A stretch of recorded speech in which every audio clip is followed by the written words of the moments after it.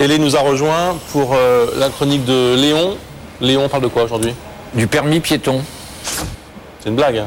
Ah, ça, si je vous dis permis piéton, vous pensez que c'est une blague et que je vous en fume et vous ne me croyez pas? Non. Non, vous avez tort. À demi-tort. Sans blague. Oui, pour les enfants. D'accord. On parle d'un permis piéton pour les enfants. Non seulement on en parle, mais ça va rentrer... Il y a une opération qui commence en octobre, qui s'appelle Opération Permis Piéton pour les enfants, dans les écoles primaires, pour les 7 à 9 ans. Alors, des gendarmes vont venir dans les écoles pour sensibiliser, expliquer, projection de CD-ROM. Il y aura un petit bouquin qui va s'appeler le code piéton. Et puis le permis et un badge, j'ai bon permis piéton. Ce sera un permis à points ou pas? Non. D'accord. Non. Pourquoi les enfants? Parce que, alors je ne savais pas, mais j'ai appris des trucs là. Vous savez combien de temps il faut à un adulte pour repérer qu'une voiture, si une voiture roule ou est à l'arrêt? Pour nous adultes, 1/7 de seconde. Oui, c'est ça, on pige instantanément. Pour des enfants, c'est de 7 à 9 ans, 4 secondes. 4 secondes. Le gosse, il regarde une voiture et avant de savoir si elle est à l'arrêt ou si elle fonce vers lui, c'est 1, 2, 3. La voiture a le temps de faire 90 mètres. Donc, c'est pas du tout nous. Enfin, il y a plein de problèmes avec les gamins. Les gamins, par exemple, aussi, ils confondent voir et être vus. Sous prétexte qu'eux, ils voient, ils pensent qu'on les voit. Non, c'est pas le cas, on sait bien. Donc il y a plein de trucs comme ça qui font qu'il va y avoir une campagne dans les écoles de permis piéton pour les enfants. Voilà, ce que je trouve, notamment qui traversent sans regarder. comment. Et je trouve que c'est pas forcément une mauvaise chose. Ouais. Au contraire, c'est une bonne. Et du coup, je me demande s'il en faudrait pas un. Et oui, pour les adultes. Le permis piéton? Et oui. Vous savez pourquoi? Non. Vous êtes conducteur dans Paris ou dans une ville? Vous n'avez pas remarqué que c'est devenu la folie? Il y a quand même 4 conneries à pas faire quand on est piéton. C'est traverser au rouge, traverser hors des clous, traverser sans regarder et traverser avec un baladeur sur les oreilles, donc sans entendre.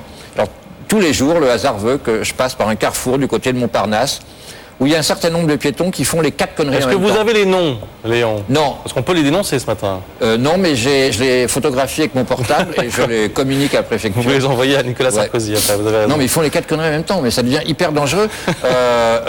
Pourquoi le piéton se conduit-il mal, et de plus en plus mal par rapport à il y a 20 ans, il n'y a pas photo?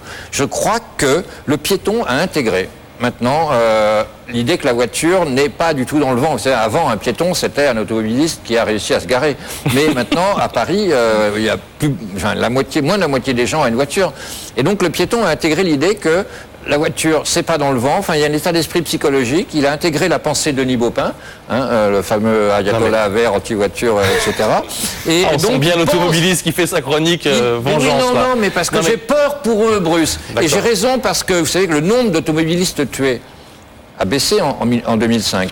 Ouais. Et le nombre de piétons tués a augmenté de 8%. C'est pas une parano personnelle, c'est des chiffres. Ouais. Donc les piétons sont de plus en plus imprudents. Mais parce que le piéton a pris le pouvoir dans les grandes villes. Le piéton a pris le pouvoir. Je vous dis, il a intégré le nouveau rapport de force psychologique que la voiture c'est mal. Et il sait très bien... Enfin, il se dit, le piéton, il va freiner. Je peux faire n'importe quoi, l'autre va freiner, parce que devant le tribunal et devant son assureur, il perdra.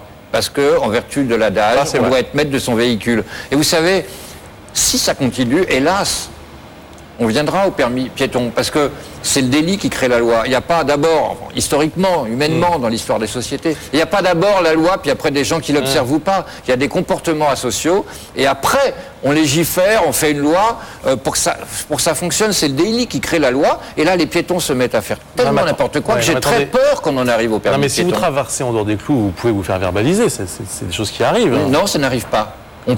Ça n'arrive qu'à un endroit. Vous savez où? Place de l'Étoile. Non, à Monaco. À Monaco.